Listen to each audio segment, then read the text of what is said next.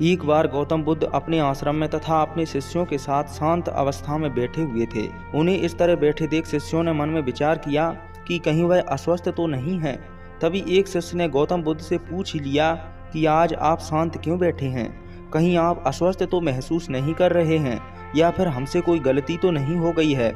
इस पर गौतम बुद्ध ने कोई जवाब नहीं दिया तथा मौन रहे।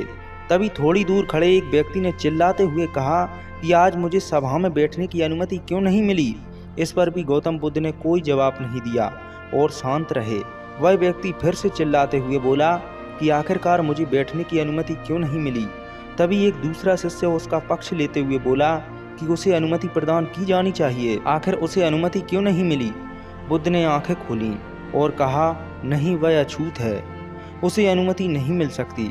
गौतम बुद्ध की यह बात सुनकर उनके शिष्य आश्चर्य में पड़ गए।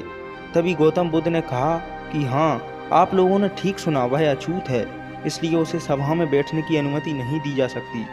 तभी सभी शिष्य एक साथ बोले कि परंतु आपने तो हमें सिखाया है कि जात पात का कोई भेद नहीं होता है, फिर वह अछूत कैसे हो गया? गौतम बुद्ध ने अपने शिष्यों को समझाते हुए कहा कि आज वह क्रोधित है और क्रोध से मन की एकाग्रता भंग होती है तथा क्रोधी व्यक्ति मानसिक हिंसा कर बैठता है।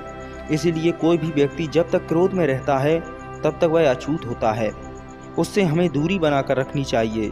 इसलिए जब तक वह क्रोध में है तब तक इसे एकांत में ही खड़े रहना चाहिए।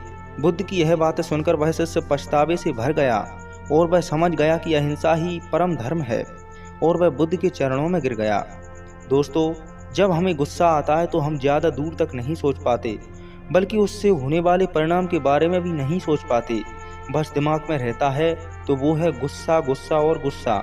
आपका दिमाग तभी संतुलित होकर सोच सकता है जब आपके अंदर किसी भाव की अधिकता ना हो। आपने देखा होगा कि जब हम बहुत खुश होते हैं तब भी हम सही से सोच नहीं पाते हैं। जब कोई भाव हमारे ऊपर पूरी तरह से हावी होता है तो सबसे ज़्यादा हमारी सोचने की क्षमता ही प्रभावित होती है।